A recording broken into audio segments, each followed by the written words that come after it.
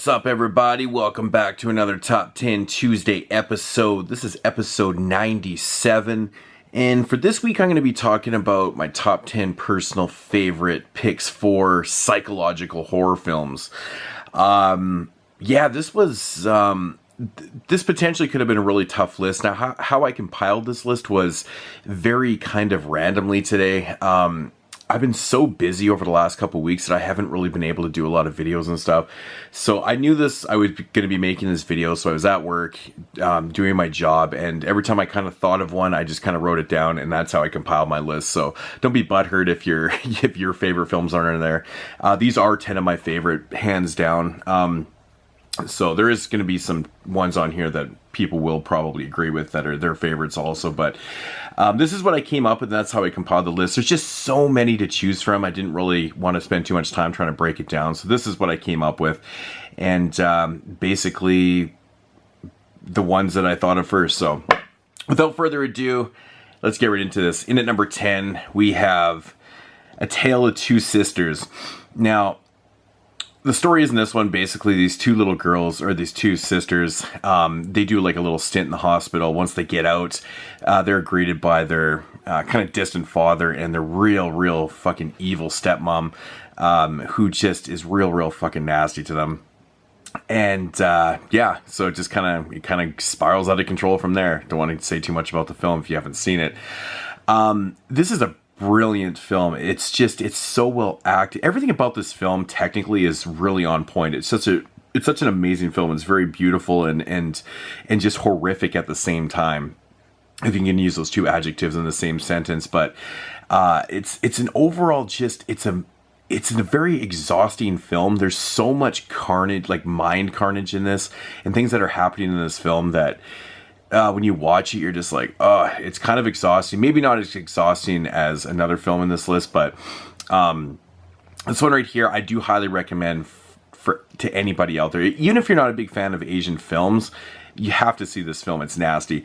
Now, it says on the back of this film that it's actually based on a Korean folklore tale. I've never really actually went out of my way to look into that Korean folktale, the history of it more, but I would actually like to know more. If anyone knows anything about that, the folklore of this story, let me know. Just leave a comment down below. But I'm very interested because this is, pretty nasty shit. So, but yeah, Tale with Two Sisters. Check it out if you've never seen it. It's a really brilliant film. Okay, in at number 9 is a Belgian film called Calvary, also known as The Ordeal. This one right here is basically about this guy that's, he's like a singer, he's like on the road. He breaks down, it's set in the wintertime, which is really cool. And he kind of gets taken in by this very strange, odd, motel owner. Apparently one time this guy had like a comic act and stuff like that. Then he figures out that something's kind of wrong there because, he kind of catches this guy trying to break into his truck or dismantle his truck or something like that. And shit just kind of goes out of control in this one. This, again, is just a very well done, low budget film. I read somewhere that this movie was shot on Super 16, which I thought was really interesting because I didn't really know much about Super 16. It's just not used that often. The look and feel of this film is just very perfect for what's going on in this one. Very awesome film. Check this out. It's got some pretty nasty parts with animals. It's not necessarily like Italian nastiness with animals, but it's just got some really fucked up shit going in this one. Excellent film. If you like low budget, but really well done film, check out Calvary. It's awesome. Really good shit. I need to watch it one again. It's been a while since I've watched that, but I just remember loving it, so... Yeah, that was number 9. And at number 8 is, of course, David Lynch's Eraserhead. Some people, say this, it's not necessarily a horror film, blah, blah, blah. And, I beg to differ, man. I think pretty much all of David Lynch's films can be, always raise the question, are they horror films, are they not? I think most of his films are because they're just so psychologically draining and mentally draining when you watch them. Eraserhead's one of those films that, it's so psychological that, this movie might not even have a direct meaning. because I know David Lynch has stressed on many occasions that this movie actually doesn't even really have a deeper meaning. I kind of beg to differ. I mean, as somebody that reviews and tries to look into films, always try to dig for something deeper. But I think this film does have, personal meaning and things like that. But it's such a strange and odd film. If you've never seen Eraserhead, definitely check it out. But just expect one of the weirdest films you've ever seen in your life. I think the setting of this film and the sounds in this film are just two of the coolest things ever. I love the way he did this film. It's just fantastic. Shot in black and white. It's really, really brilliant for what it is. So, Eraserhead, it's just... I keep thinking of the little lady singing right now. It's cracking me up. But yeah, Eraserhead, just brilliant stuff. Really, really fucked up mind shit. So, yeah. That was number 8. In at number 7, it's one of my favorite kind of modern horror films. Well, you can call it classified. Some people, again, don't even, I don't know. Which is American Psycho. I absolutely love this movie to death. There's something about the dialogue in this movie that just, it transcends me into this place where I just can't dig myself out of. I love listening to the dialogue in this film. I swear I could just, if there was just an audio track, I could roll around in my car and listen to it, because it's mind-blowing how this is written. Yeah, Christian Bale basically plays this upper-class, rich type Wall Street yuppie. I think they even use the word yuppie on the back. They do. I think that's rare. But yeah, it shows in the film. And he's also a serial killer. He goes around killing people. If you've never seen American Psycho, I have no idea why you're watching this video right now if you've never seen American Psycho. But anyways, American Psycho, it's just brilliant on all levels. It has probably one of the funniest moments I've ever seen in a film, where he's banging this chick and he's flexing in the mirror. Every time I think of that, it just cracks me up. But this one's brilliant, man. It's got so much great dialogue, like I said. Awesome music. Great scenes all around. I think the business card scene is one of the coolest things ever. I remember watching this film in film school, actually, and we discussed that for like an hour, and among other things too. But this was always a great topic of conversation. American Psycho is brilliant. I think it's Christian Bale's best film, in my opinion. So, that was number 7. In at number 6 is the classic 1981 Possession. Sam Neill just does such an amazing job in this film. Basically, he plays this husband that's trying to figure out why his wife wants a divorce. He's like obsessed. She's very, very odd too. Her name totally escapes me right now. I'm really fucking tired right now. So, but this one just transcends into like some really dark, messed up, fucking weird world and shit. If you've seen Possession, you know exactly what I'm talking about. But this one is just... It's one of those films that I've heard people say that they can't watch a lot because it's very exhausting due to the really intense acting, a lot of yelling and screaming. There's just a lot of really amazing acting here. Sam Neill just does such an amazing job. I think he's just brilliant in this film. But then it just kind of, it goes into places where you're like, damn, that's crazy. I wish I could watch this film for the first time again, because I remember being so shocked by this film and going, wow, it just went there and then it went there. And it's just one of those things. It's crazy. It's such a mind fuck. Definitely check out Possession. It's really fucking fantastic. If you can get your hands on this edition, which is just probably one of the most ridiculous editions ever, do it. It's a book. It's amazing. But yeah, Possession, check it out. Absolutely amazing stuff. That was number 6. I did a review on this. I would love to review this film again, since I've watched it so many times. Just all the things that you can pick out of this, and it's just such a brilliant film. Anyways, that was number 6. And number 5 is a film I've talked to death about, and even did a podcast episode on this. And it's Martyrs.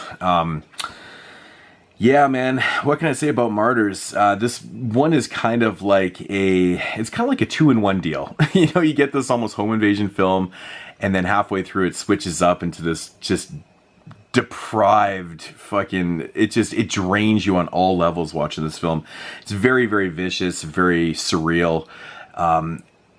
Just nasty stuff, but it has a lot of meaning to it, and there's a lot of stuff going on in this film. It's really crazy. It's gory, it's bloody, it's got everything. I think this movie's a perfect 10 out of 10, just on all levels.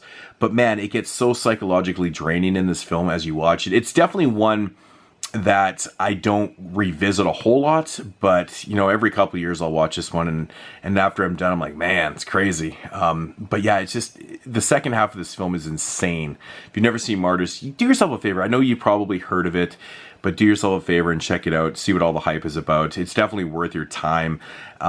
It really does. It gets into the deepest depths of your mind. So, Martyrs, it's amazing. That was number 5. And then number 4 is just an absolute bona fide classic, in my opinion. And that's Ingmar Bergman's Hour of the Wolf from 1968. This movie right here is just, it's so brilliant that it's one of those films you have to watch multiple times. And I think every time you watch this movie, you could probably pull something new out of it every time you watch it. It's basically about this guy, Max von Sydow's character, and his wife. They move to this kind of this very desolate type island thing where he can pursue his arts. And yeah, he starts having like all these crazy visions and things like that. And that the Hour of the Wolf is referring to the time where most people die between midnight and dawn. They call that the Hour of the Wolf. And it kind of descends from there. It's very psychological, and it's very brilliant. There's a lot of good imagery in here. It's so well acted. It's so well written. Just pretty much every scene in this film you could dissect. There's probably meaning behind everything that Bergman does in this film. It's probably one of one of the best films that you've never seen. I would have to say that Hour of the Wolf is so brilliant. I rewatched this movie a couple months ago, and I was just blown away at how good this movie was. And it's even more shocking, the lack of conversation about this film. I can't believe this one never gets brought up. It's really strange, but Hour of the Wolf, check it out if you can. I don't think it has a region. Maybe it has a region 1 release. It probably does. I don't know. This is region 2. You can get it for pretty cheap, but check it out. It's so brilliant. You just have to see it. Like all these films I don't want to say too much about because they're all psychological. You don't want to give anything away, but you know. So that was number 4. In number 3, of course, is one of the best films from 1968. Hour of the Wolf, I believe, was my number 3. This was number 2, and that was Rosemary's Baby. So yeah, this is number 3 on my list, which is crazy. Rosemary's Baby, of course, Polanski, really, really amazing stuff. I need to get Repulsion. That's another really good psychological film. The Tenant's really cool, but had to go with Rosemary's Baby because the first time I watched Rosemary's Baby, it literally floored me. I was so into this film, and then the ending happened, and I was like, oh my God. It's like, that moment is one of those moments where it just doesn't happen a lot. You know, I saw this movie when I was, I don't know, in my mid-teens or something like that, or maybe just a little bit older for the first time, and it became one of my all-time favorites. Like, that is some of the coolest shit I've ever seen. Basically about Mia Farrow and her husband. You know, they have these very strange neighbors and things like that. She becomes pregnant, and yeah, that's pretty much all I'll say. If you've never seen Rosemary's Baby, I don't know why I'm giving plot to Rosemary's Baby, but it's just, this movie is executed so perfectly. That's all I can say. It's executed so perfectly. It's acted well. It just has so much suspense, and it's a bona fide classic. Brilliant film. Very, very psychological. It's awesome. Good stuff. So Rosemary's Baby in at number 3. And at number 2, we're going to take it all the way back to 1960 with Psycho. You know, it's one of these films where, you know, you've seen this movie, you know so much about it and stuff, you kind of forget about the psychological elements of it. You know, it is, man. If you've never seen this movie and you watch, you're like, oh, that's really fucked up. But, you know, I've always stated that Norman Bates' character played by Anthony Perkins is literally one of my favorite characters of all time. I think Anthony Perkins is one of the best actors. Like, I think that everything he does is on point. I just love the way Anthony Perkins portrays every character that he does on screen. He just pulls it off so well. I think this is one of the best casted roles of all time, is Norman Bates in Psycho. Anthony Perkins playing Norman Bates in Psycho. I think it's just brilliant. I mean, Hitchcock films in general, most of them are really amazing, but this one just really sticks out as being just on a whole nother level. I just like the way this thing's executed. It's so different. Not too many films have pulled off this type of structure. I mean, doing what they did with the main character halfway through, and just the suspense and just everything that they did. it's such a brilliant film on all levels. And the fucking score, man, it's just so good, so good. I mean, Reanimator, you know, you can hear that music again in that. And of course, in at number 1 is literally one of my favorite movies of all time. I can watch this movie over and over again, even though it's really long. I think this one runs almost 2.5 hours. And that is Stanley Kubrick's The Shining. Jack Nicholson, just absolutely amazing as Jack Torrance. This movie never ceases to amaze me how amazing it is. For a 2.5 hour film, it always flies by. There's so much interesting things happening in this film because there's just so much to explore. You know, this place is so big, and you get that feel when you watch this film. It's just such a big film, you know, and you just, for me, when I watch it, I can't wait to get into that next room and things like that. It's very interesting on how they film this, though. It's very cool. But yeah, just some of the best acting in this film, some of the best psychological breakdown, and all around just an amazing story. I know, you know, Stephen King never cared for this when it came out because, you know, it's definitely a lot different than, you know, Stephen King's book. But I think Stanley Kubrick put his own little twist on the story, and I think he did a great job with this, obviously being one of my favorite films. But yeah, best cast. I mean, this is just like this is like Anthony Perkins in Psycho. But anyways, I'm rambling. Shining in number 1. This video's gone on way too long. Do a quick little rundown here. We got Tale of Two Sisters in at number 10. Calvary number 9. Eraserhead number 8. Number 7, American Psycho. Number 6, Possession. Number 5, Martyrs. Number 4, Hour of the Wolf. Check this out, people. It's amazing. Number 3, Rosemarys Baby. Number 2, Psycho. And of course, number 1, The Shining. There was so many films. And I actually had this one on the list, and I'd forgotten one, which was actually The Shining. I had The Door on there. This is a really good modern psychological horror film. Check this one out. The reason why I'm showing that, because I actually had it right beside me. I don't know how, at last moment, I'd forgot The Shining. And I would have had to reshoot the video. So anyways, guys, that's going to do it for this long-ass top 10 video. Leave comments down below. Tell me what your favorites are. I know a lot of people are going, oh, where's the Babadook? You know, that's a great one too. Yeah, it's a good film. Just, you know, I prefer these films and stuff like that. So May almost made mine. I think May's another really kind of good one too. Really cool film. But anyways, guys, that's going to do it. I'll check you guys later next week. Peace.